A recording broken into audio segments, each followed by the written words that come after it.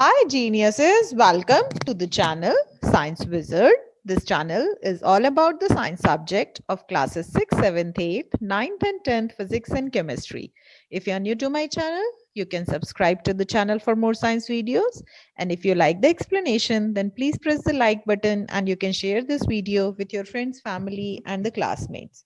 So the topic which we are going to discuss today is of class 7, chapter 15, winds, storms and cyclones. So in order to understand all the three words, wind, storm and cyclones, first of all, we should know about the atmosphere and the atmospheric pressure.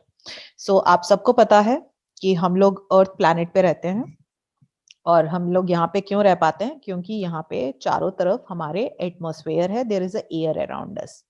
और जो air है, क्योंकि वो mixture है colourless gases का, सो that's why you can't see air around us.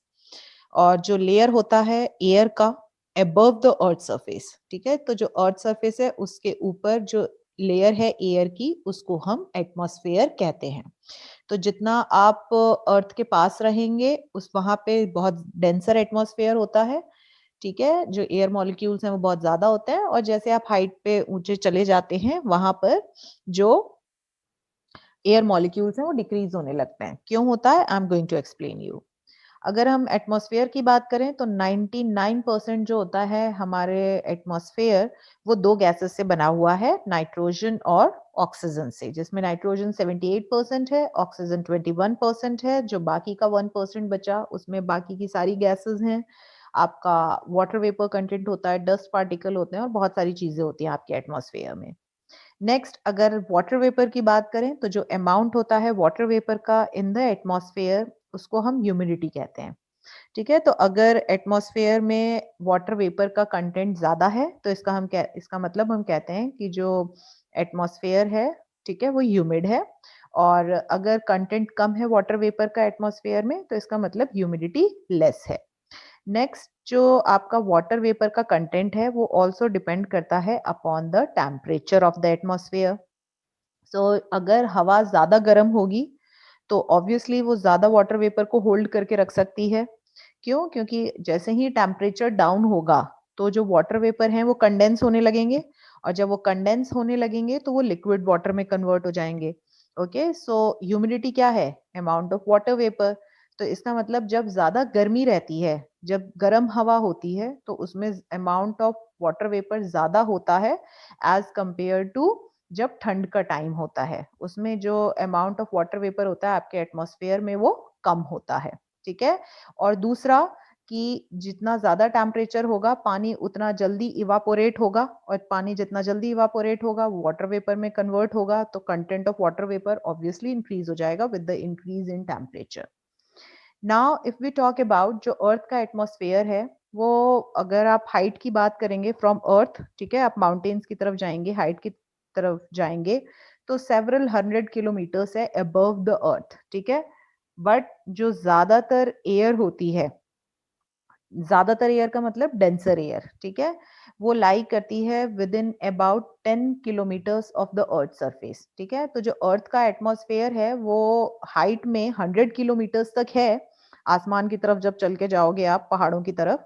But अगर हम बात करें ज्यादातर जो एटमॉस्फेयर है, ठीक है, वो आप 10 किलोमीटर्स तक ही आपको मिलता है, उसके ऊपर जो एटमॉस्फेयर है वो डिक्रीज होने लगता है, ठीक है। अब ऐसा क्यों है? ऐसा इसीलिए है क्योंकि सपोज करो ये आपका अर्थ सरफेस है, ठीक है। अब आप कोई भी चीज जब गिरती है तो आपको पता है अर्थ की तरफ अट्रैक्ट होती है। क्यों? क्योंकि अर्थ में ग्रेविटेशनल पुल है। तो एग्जैक्टली वही ग्रेविटेशनल पुल जो होता है अर्थ का, वो क्या करता है, एयर मॉलिक्यूल्स को अपनी तरफ अट्रैक्ट करता है। तो क्योंकि अर्थ सरफेस पे बहुत ज्यादा ग्रेविटी है, तो इसीलिए यहाँ पे बहुत ज्यादा एयर मॉलिक्यूल्स अट्रैक्टेड होते हैं टुवर्ड्स द अर्थ सरफेस। तो आप देख सकते हो इतनी सी जगह में बहुत सारे एयर मॉलिक्यूल्स हैं। ये जो ब्लू बॉल्स हैं they are representing the air molecules. So इसीलिए हम कह रहे थे कि जो अर्थ सरफेस के पास है वहां पे जो एटमॉस्फेयर है वो बहुत ज्यादा डेंसर होता है, घना होता है, due to the presence of the large number of air molecules. But जब आप हाइट पे जाएंगे, ठीक है, इंक्रीज इन द एल्टीट्यूड मतलब इंक्रीज इन हाइट, ठीक है, तो जितना आप ऊपर जाएंगे, हाइट पे जाएंगे, तो जो ग्रेविटेशनल पुल है अर्थ का वो डिक्रीज होने लगता है, ठीक है। तो जितना ग्रेविटेशनल पुल डिक्रीज होगा तो जो नंबर ऑफ एयर मॉलिक्यूल्स हैं, ठीक है, आपके एटमॉस्फेयर में वो भी डिक्रीज होने लगेंगे। तो आप देख सकते हो यहाँ पे थोड़े कम हुए और हाइट पे गए तो यहाँ पे बहुत ज्यादा कम हो गए। सो इसका मतलब क्या है कि जो एटमॉस्फेयर है वो सबसे ज्यादा डेंसर कहाँ होती है, यहाँ पर नियर द अर्थ सरफेस। जब आप हाइट पे जाएंगे तो जो number of what air molecules हैं वो डिक्रीज होने लगते हैं इन द एटमॉस्फेयर, और इसीलिए जो एयर है वो लाइटर होने लगती है व्हेन यू मूव अबव, ठीक है। अगर हम प्रेशर की बात करें, ठीक है, तो प्रेशर ऑब्वियसली जो एयर मॉलिक्यूल्स हैं वो प्रेशर भी एक्सर्ट करेंगे डेफिनेटली, ठीक है। तो अगर हम प्रेशर की बात करें तो आपको क्या लगता है एयर के द्वारा जो प्रेशर लग रहा होगा वो ज्यादा कहाँ लगेगा, अर्थ सरफेस पे या ऊपर की तरफ?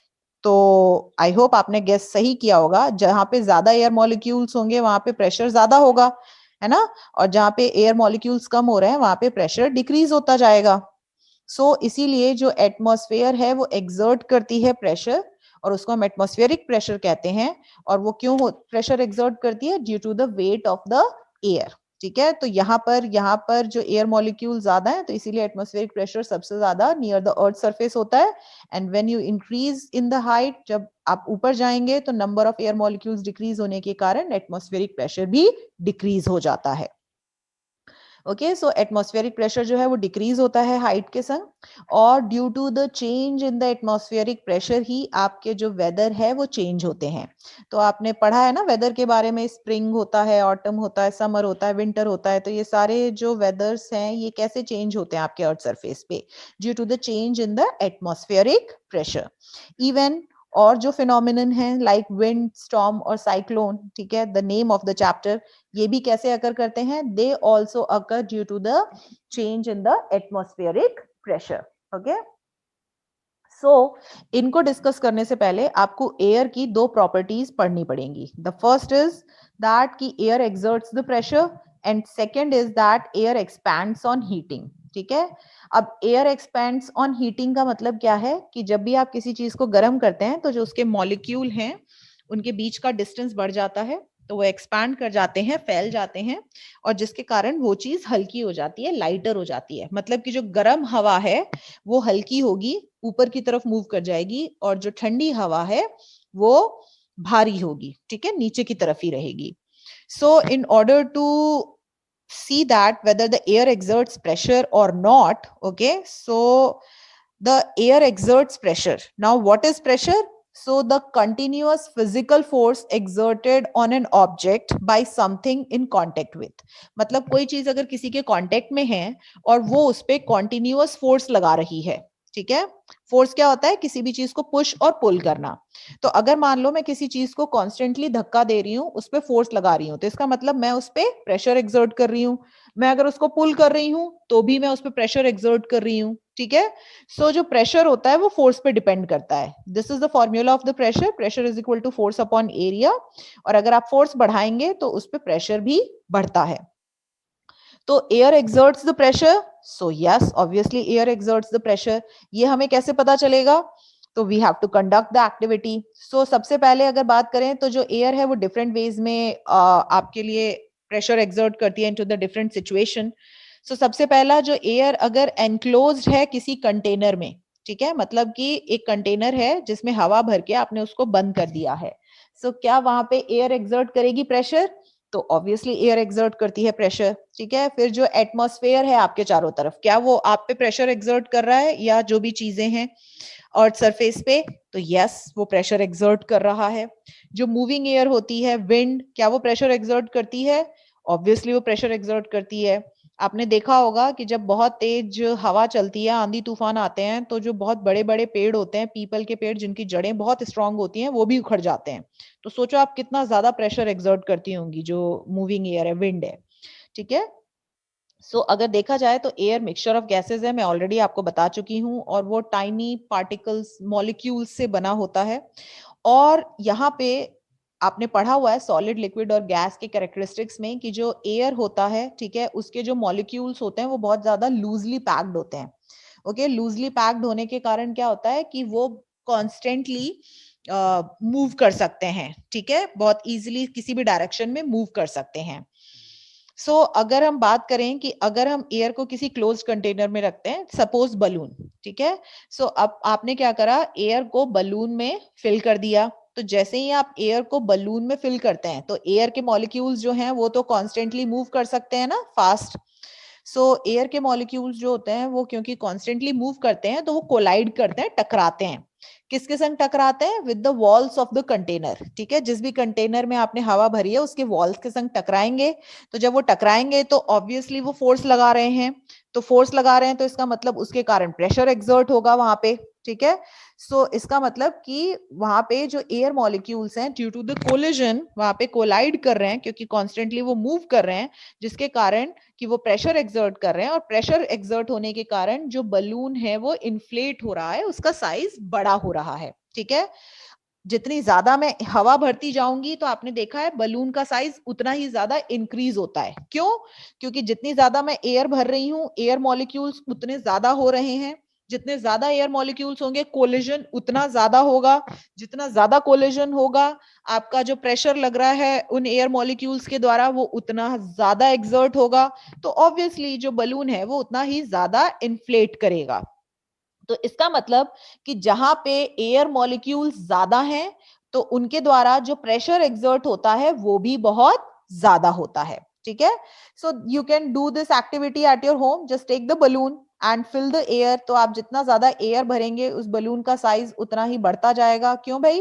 क्योंकि जो नंबर ऑफ एयर मॉलिक्यूल्स हैं वो कॉन्स्टेंटली, जब आप हवा भर रहे हैं तो इंक्रीज हो रहे हैं, तो नंबर ऑफ कोलिजन इंक्रीज होंगे। कोलिजन इंक्रीज होने से जो प्रेशर लग रहा है वॉल्स पे वो इंक्रीज होगा, और जिसके कारण जो बलून है वो इजिली इन्फ्लेट हो जाएगा, ठीक है। तो जो बलून है वो इन्फ्लेट हो जाता है because of the air filled in it exerts the pressure. Okay, now if we talk about the atmosphere contains a tremendous amount of air, ठीक है। तो अभी मैंने आपको बताया कि जो एटमॉस्फेयर है उसमें बहुत सारी एयर है, ठीक है, और एयर का वेट होता है। वो कॉन्स्टेंटली जो वेट है एयर का वो प्रेशर एक्सर्ट कर रहा है ऑन अवर अर्थ सरफेस, ठीक है। तो जो वेट ऑफ एयर है हमारे ऊपर, वो हमारे ऊपर प्रेशर एक्सर्ट कर रहा है on the surface of the earth और जितने भी ऑब्जेक्ट्स हैं अर्थ पे, और इसी को हम एटमॉस्फेरिक प्रेशर कहते हैं। Okay, so now the atmospheric pressure क्या है? अगर कोई पूछे तो atmospheric pressure is the air pressure, air के द्वारा जो प्रेशर लगता है, ठीक है। अब एयर क्यों प्रेशर लगा रही है? Because of the weight of the air present in the atmosphere, ठीक है। तो जो एयर मॉलिक्यूल्स प्रेजेंट है उनका वेट है, और वेट होगा तो ऑब्वियसली वो प्रेशर एक्सर्ट करेंगे आप पे, सो that's why they exerts the pressure. अगर हम बात करते हैं about the magnitude of the atmospheric pressure, magnitude मतलब का होता है स्ट्रेंथ, ताकत, ठीक है। तो एटमॉस्फेरिक प्रेशर मतलब जो एयर आप पे प्रेशर लगा रही है, जो एटमॉस्फेयर आप पे प्रेशर लगा रही है वो कितना ज्यादा ताकतवर है, ठीक है। इसको समझने के लिए we have to conduct an activity.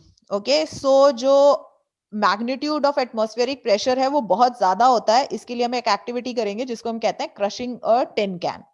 इस एक्टिविटी में आपको क्या करना है, और इस एक्टिविटी से एक और चीज आपको पता चलेगी, मैग्नीट्यूड तो पता चलेगा ही, मतलब ताकत तो पता चलेगी एटमॉस्फेरिक प्रेशर की। दूसरी चीज जो आपको पता चलेगी वो ये है कि जो एयर है वो हर डायरेक्शन में प्रेशर एक्सर्ट करता है।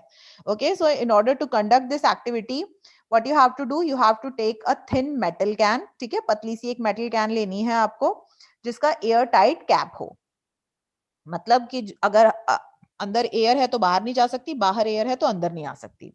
Now clean that can and pour a cup of water in it and heat it over a flame. So आपको ये कैन लेना है, ठीक है, इसमें पानी भरना है, और इसको पानी भरने पे, अब जब यहाँ पे एक चीज नोटिस करो, जब आप इसमें पानी भरोगे तो यहाँ तक पानी है बट बाकी की जगह तो खाली है ना, तो वहां पर क्या होगा? जहाँ पे कुछ नहीं वहां पे एयर होता है। तो इसका मतलब कि इस टिन कैन में यहाँ तक पानी है एंड बाकी जो स्पेस है that is covered by the air, ठीक है। Now what you have to do, you have to open this cap of this can and you have to start heating it. इसको गर्म करना शुरू करेंगे हम। तो जब आप इसको गर्म करना शुरू करोगे तो जो पानी है इसके अंदर वो बॉईल होने लगेगा, ठीक है। अब पानी जब बॉईल होगा तो इसके अंदर जो वाटर है वो स्टीम में कन्वर्ट होगा, वेपर में कन्वर्ट होगा। तो अब क्या है कि जैसे ही यहाँ का पानी वेपर में कन्वर्ट होगा तो वो ऊपर की तरफ उठेगा, क्योंकि वेपर हल्के होते हैं। तो अब वेपर जगह जो यहाँ पे अभी तक एयर ने जगह ली हुई थी, now the water is converting into vapour, तो वेपर क्या करेंगे, एयर को पुश आउट कर देंगे, बाहर निकाल देंगे, और ये जो जगह है यहाँ पे वो कौन ले लेगा, अब वेपर। ठीक है। सो अब क्या हुआ, जब आप पानी को गर्म कर रहे थे तो धीरे धीरे करके इसमें जितनी भी हवा थी यहाँ पे वो सारी बाहर निकल गई, और वो सारी जगह यहाँ पे किसने कवर कर ली, स्टीम ने, वेपर ने। ठीक है। नाउ आप इसको नीचे उतारेंगे और बहुत ही केयरफुली, क्योंकि टिन कैन बहुत गर्म होता है, आप इस कैप को लगा देंगे, एयर टाइट कैप को। ऐसा क्यों कर रहे हैं हम, ऐसा हम इसलिए कर रहे हैं क्योंकि जो बाहर की एयर है वो इसके अंदर एंटर ना हो पाए। तो अगर आप थोड़ा सा समझने की कोशिश करोगे तो यहाँ पे देखो आप कि अंदर की जितनी भी हवा थी वो बाहर हम निकाल चुके हैं, इसका मतलब अंदर कुछ भी हवा नहीं है। अंदर क्या है, सिर्फ ये पानी है, और ये बाकी की स्पेस जिसने कवर की हुई है दैट इज द स्टीम, जिसको वेपर कहते हैं आप। ठीक है। और बाहर से आपने क्योंकि कैप लगा दिया तो कोई हवा अंदर एंटर होगी नहीं। अब आपको क्या करना है, इसको तुरंत ठंडे पानी में डाल देना है। तो जैसे ही आप इसको ठंडे पानी में डालोगे तो वहां पर क्या होगा, टेम्परेचर कम होने के कारण जो वेपर है वो कंडेंस हो जाएगा। ठीक है। अब जैसे ही वो वेपर कंडेंस होगा तो सारा का सारा जो वेपर यहाँ पे भरा हुआ था वो सारा का सारा कंडेंस होके पानी बन के यहाँ नीचे आ जाएगा। अब आप देखो यहाँ पे ये जगह खाली हो गई अंदर वाली। ठीक है। तो यहाँ पे ऑलमोस्ट वैक्यूम क्रिएट हो गया, क्योंकि यहाँ पे कोई एयर मॉलिक्यूल नहीं है। अगर आपसे कोई पूछे व्हाट इज वैक्यूम, तो वैक्यूम का मतलब होता है कि वहां पर कोई भी एयर मॉलिक्यूल नहीं है। ठीक है। सो अब यहाँ पे कोई भी एयर मॉलिक्यूल ना होने के कारण यहाँ पे वैक्यूम क्रिएट हो गया।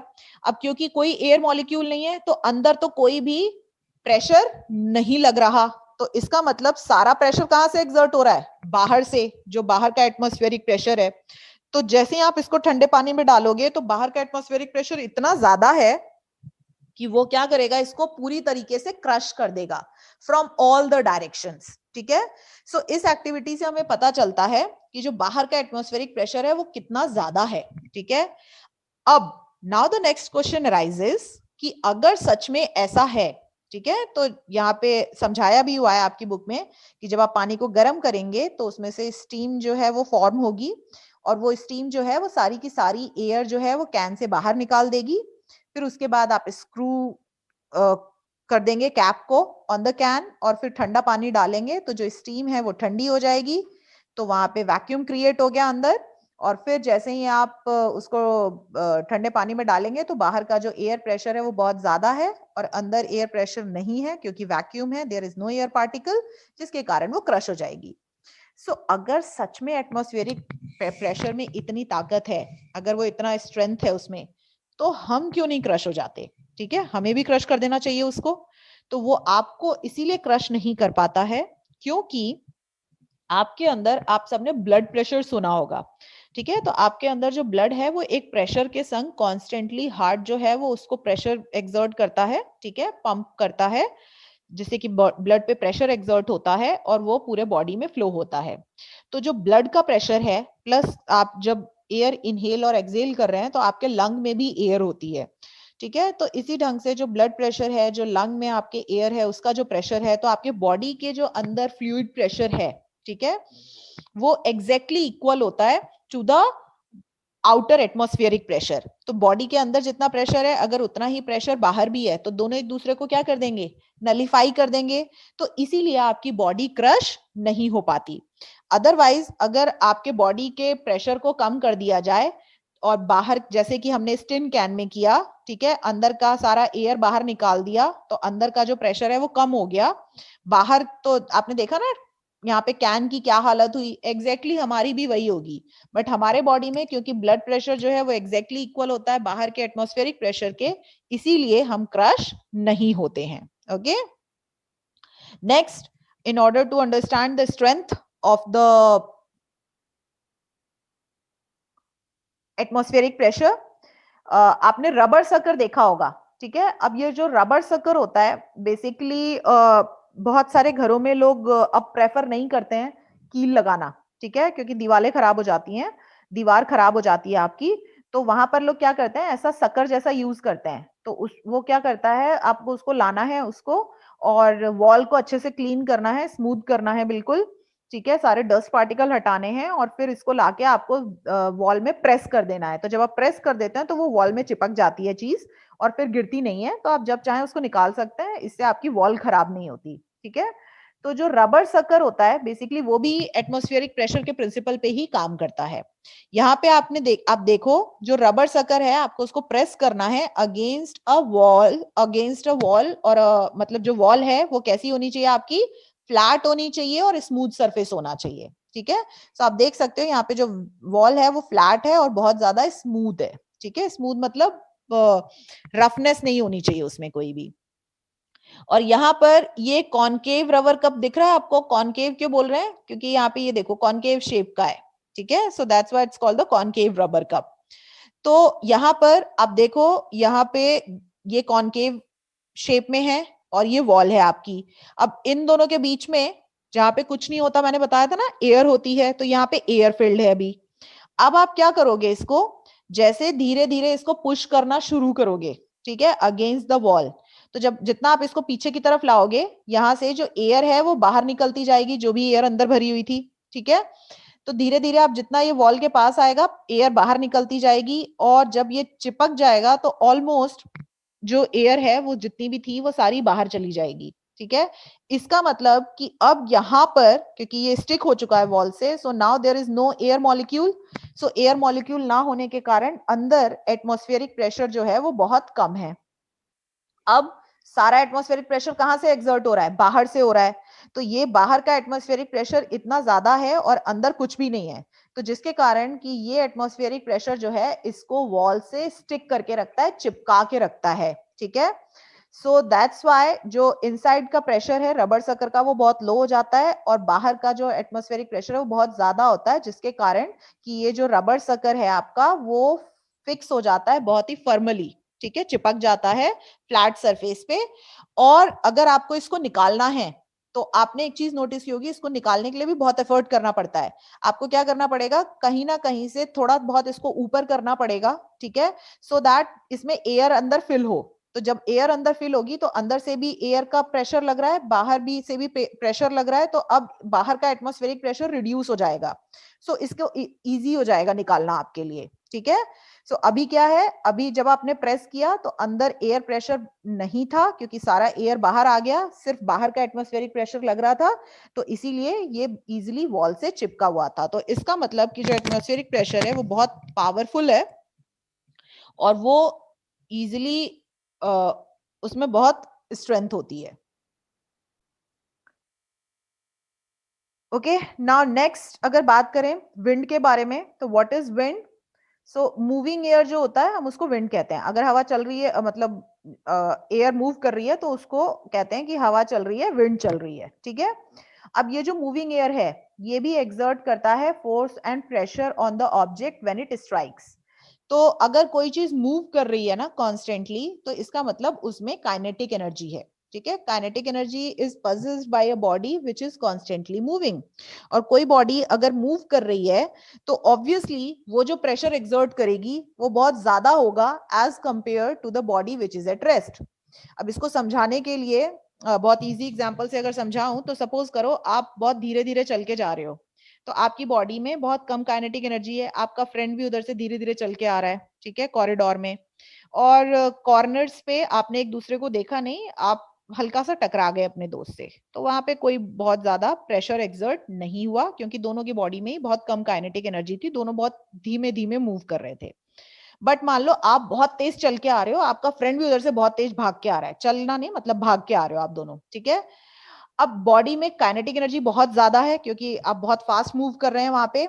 तो जब आप एक दूसरे से टकराएंगे तो वहां पे जो प्रेशर एक्सर्ट होगा दैट इज वेरी हाई। ठीक है, सो इसका मतलब कि अगर हवा बहुत ज्यादा स्पीड से चल रही है तो इसका मतलब उसमें उतनी ज्यादा काइनेटिक एनर्जी है, और जितनी ज्यादा उसमें काइनेटिक एनर्जी होगी वो उतना ज्यादा प्रेशर एक्सर्ट करेगी। ओके, सो अगर हम एटमॉस्फेरिक प्रेशर की बात करें तो आपके डेली लाइफ में भी आप बहुत सारी चीजें नोटिस करते होंगे जिनसे कि जहाँ पे एटमॉस्फेरिक प्रेशर जो है वो रोल प्ले करता है।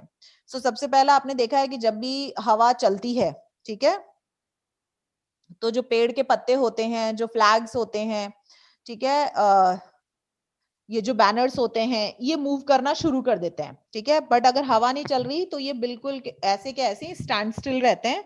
पर जैसे ही हवा चलने लगती है तो हवा चलने के कारण क्या होता है कि इन पे जो मूविंग एयर है वो प्रेशर एक्सर्ट कर रही है, तो प्रेशर एक्सर्ट करने के कारण ये मूव करना शुरू कर देते हैं, ठीक है। सो इसका मतलब कि the moving air is exerting the pressure on it. और जितनी ज्यादा तेज हवा चलेगी, जितनी ज्यादा काइनेटिक एनर्जी होगी, प्रेशर उतना ज्यादा होगा और वो उतना ज्यादा मूव करेंगे, ठीक है।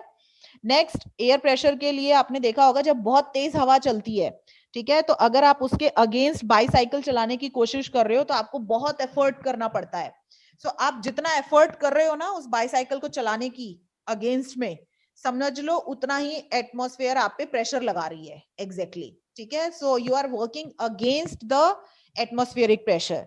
सिमिलरली जो बोट है, अगर जिस तरफ हवा है उसी डायरेक्शन में आप बोट को चलाओगे तो बहुत फास्ट बोट मूव करती है, because the air is exerting the pressure. But अगर अगेंस्ट चलाओगे तो वहां पे भी एयर प्रेशर एक्सर्ट कर रही है, तो जिसके कारण आपको बोट को मूव कराना बहुत मुश्किल होता है।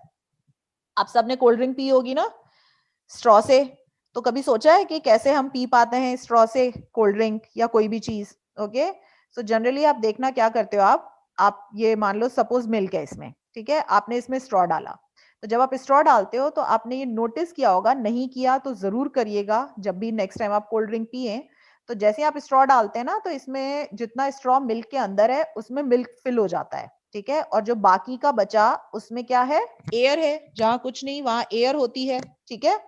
सो यहाँ पे स्ट्रॉ के अंदर एयर है, ठीक है। अब जैसे आपने देखा होगा कि जब भी आपको स्ट्रॉ से पीना होता है ना तो आप सक करते हैं, तो जब आप सक करते हो तो उस वक्त क्या कर रहे हो आप, जितनी भी एयर है स्ट्रॉ के अंदर वो आपके अंदर बॉडी में जा रही है, माउथ में जा रही है। तो इसका मतलब कि जो एयर प्रेशर है स्ट्रॉ के अंदर, क्योंकि अब सारी एयर आपके माउथ में चली गई तो इसके अंदर एयर नहीं है, तो एयर मॉलिक्यूल्स नहीं है तो प्रेशर भी नहीं लग रहा होगा, तो इसका मतलब एयर के द्वारा जो प्रेशर लग रहा था पहले वो जीरो हो गया इनसाइड द स्ट्रॉ। और बाहर जो आपका कोल्ड ड्रिंक या मिल्क है उस पे कौन सा प्रेशर लग रहा होगा, एटमॉस्फेरिक प्रेशर। तो अंदर का प्रेशर जीरो है और बाहर जो इस पे प्रेशर लग रहा है वो बहुत ज्यादा है। तो due to the high atmospheric pressure on the milk, जो मिल्क है वो ग्लास से आपके स्ट्रॉ में मूव कर जाता है, और इसीलिए आप स्ट्रॉ के थ्रू पी पाते हैं कोई भी चीज, due to the difference in the pressure, air pressure. Next अगर बात करें, जो सिरिंज में मेडिसिन भरते हैं डॉक्टर, वो भी इसी कंसेप्ट पे भरते हैं, due to the difference in the air pressure. तो जनरली ये जो व्हाइट पोर्शन दिख रहा है ना आपको, इसको प्लंजर कहते हैं, ठीक है, this is the plunger of the syringe. तो जब आप इसको पीछे पुल करते हैं तो when you are pulling it, तो आप क्या कर रहे हैं, यहाँ पे अंदर जो एयर प्रेशर है उसको रिड्यूस कर रहे हैं। अब अंदर एयर प्रेशर रिड्यूस हो रहा है, बट जो मेडिसिन है उस पे तो बाहर से एटमॉस्फेरिक प्रेशर लग रहा है ना, तो अंदर बहुत कम है प्रेशर, इस पे बहुत ज्यादा है प्रेशर। तो जब आप इसको पीछे खींचते हैं, पुल करते हैं, तो जो मेडिसिन है वो हाई एटमॉस्फेरिक प्रेशर से लो एटमॉस्फेरिक प्रेशर की तरफ मूव करती है। तो this is how, due to the difference in the atmospheric pressure, यहां पर भी due to the difference in the atmospheric pressure जो कोई भी चीज है वो मूव करती है from high to low atmospheric pressure. Okay, now the next property of air is that the air expands on heating and contracts on cooling। ठीक है, expand मतलब क्या होता है, किसी भी चीज का फैलना, और contract मतलब क्या होता है, सिकुड़ना, ठीक है। सो जो टर्म एक्सपेंशन ऑफ एयर है इसका मतलब increase in the volume of air. तो increase in the volume of air का मतलब क्या हुआ कि एयर ने, मान लो वो नॉर्मल टेम्परेचर पे है, तो उसने, उसके मॉलिक्यूल्स ने जितनी जगह घेरी हुई थी, ठीक है, तो कोई भी स्पेस ऑक्यूपाई करती है कोई चीज तो उसको वॉल्यूम कहते हैं। तो जो एयर मॉलिक्यूल्स हैं उन्होंने जितनी भी स्पेस घेरी हुई थी, अब आप जब उसको हीट अप कर रहे हो, तो हीट अप कर रहे हो तो हीट, उनको हीट मिल रही है, एयर मॉलिक्यूल्स को हीट मिल रही है तो उनको एनर्जी मिल गई, तो वो और फास्ट मूव करना शुरू करेंगे। ज्यादा फास्ट मूव करना शुरू करेंगे तो उनके बीच का डिस्टेंस इंक्रीज होता जाएगा, डिस्टेंस इंक्रीज होता जाएगा तो जो वो स्पेस ऑक्यूपाई कर रहे थे, जो वॉल्यूम है वो भी इंक्रीज हो जाएगा। So that's why we say that कि expansion of air means increase in the volume of air, and contraction means decrease in the volume of air. Contraction मतलब सिकुड़ रही है कोई चीज, तो सिकुड़ रही है मतलब कि अब जो पहले जितनी जगह उसने घेरी हुई थी अब वो कम जगह में एडजस्ट हो गई है, सिकुड़ गई है, कॉन्ट्रैक्ट हो गई है. ठीक है, तो जब भी आप एयर को हीट करते हो तो उसका वॉल्यूम इंक्रीज होता है. क्यों? क्योंकि एयर को हीट करने से उनके पार्टिकल्स को एनर्जी मिलती है, वो फास्ट मूव करने लगते हैं, तो ज्यादा स्पेस घेरेंगे तो उनका वॉल्यूम इंक्रीज हो जाएगा and it occupies the bigger space. और जब एयर कूल होती है तो वॉल्यूम डिक्रीज होता है, और जिसके कारण कि वो जो स्पेस है वो कम ऑक्यूपाई करते हैं. ठीक है, क्योंकि जब एयर कूल हो गई, टेम्परेचर कम हो गया, तो अब जो एयर पार्टिकल्स हैं उनके पास इतनी एनर्जी नहीं है कि वो इतना फास्ट मूव कर सकें. ठीक है, तो वो बहुत कम एरिया में ही मूव करते हैं, तो जिसके कारण वॉल्यूम डिक्रीज हो जाता है. सो आप ये कैसे पता कर सकते हैं? तो you can easily conduct an activity. आपको क्या करना है, एक एम्प्टी बॉटल लेनी है. यहाँ पे आप देख सकते हैं खाली बॉटल है. Attach a rubber balloon to its neck. तो यहाँ पे रबर बैलून जो है 2 बॉटल्स ले लीजिए या एक ही बॉटल ले लीजिए. ठीक है, उसके उस पे आप रबर बैलून नेक पे फिट कर दीजिए. Initially the balloon is deflated. तो इनिशियली बलून इज डिफ्लेटेड मतलब कि जब आप लगाएंगे तो ऑब्वियसली वो बलून जो है उसके अंदर कोई हवा नहीं होगी, बहुत कम हवा होगी. ठीक है, तो डिफ्लेट है मतलब कि वो फूला हुआ नहीं होगा. Now place the bottle in the container filled with the boiling water. So अब आपको क्या करना है, आपने ये कंटेनर लिया है, इसमें यहाँ पे आपको गर्म पानी डालना है, बॉइलिंग वाटर डालना है. ठीक है, और उसमें वो जो बॉटल थी आपकी जिसमें आपने बलून फिट किया था जिसके नेक में, वो रख दो आप. ठीक है, तो पानी जो है वो बाहर है. ठीक है, अंदर सिर्फ क्या है, एयर है.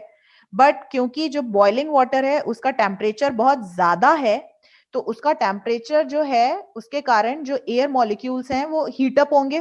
ठीक है, क्योंकि हीट ट्रांसफर होगी from high temperature to low temperature. तो यहाँ पे जो अंदर एयर मॉलिक्यूल्स हैं वो हीट अप होंगे. तो हीट अप होंगे तो उनको ज्यादा काइनेटिक एनर्जी मिलेगी, तो वो ज्यादा मूव करेंगे. ज्यादा मूव करेंगे तो वो ऊपर की तरफ शिफ्ट होंगे. ठीक है, लाइटर होंगे, दे मूव अपवर्ड्स. और फिर जब वो मूव करेंगे तो उसके कारण यहाँ पे जो आपका बलून है वो इन्फ्लेट होगा, क्योंकि नाउ एयर मॉलिक्यूल्स जो हैं वो इतनी सी जगह में नहीं रह सकते क्योंकि वो अब गर्म हो रहे हैं, तो वो मूव करना शुरू करेंगे. तो जब वो मूव करेंगे तो वो ज्यादा स्पेस ऑक्यूपाई करेंगे, जिसके कारण आपका बलून यहाँ पे इन्फ्लेट हो जाएगा. ठीक है, so the air inside the bottle expands, फैलेगी on heating and it fills the balloon. ठीक है, फिर आप क्या करो, इस बॉटल को फिर से बाहर निकाल लो. तो जैसे ही आप बाहर निकालोगे तो अब एयर मॉलिक्यूल्स जो हैं वो धीरे धीरे ठंडे हो जाएंगे. तो जब वो ठंडे होंगे तो वो फिर से वापस बॉटल में एंटर हो जाएंगे. क्यों? क्योंकि अब वो कम स्पेस में एंटर आ जाएंगे, उनका वॉल्यूम डिक्रीज हो जाएगा. तो वॉल्यूम डिक्रीज होने के कारण जो बलून है वो वापस डिफ्लेट हो जाएगा. So through this activity we can conclude that कि जब भी एयर को हीट करते हैं तो वो एक्सपैंड करती है.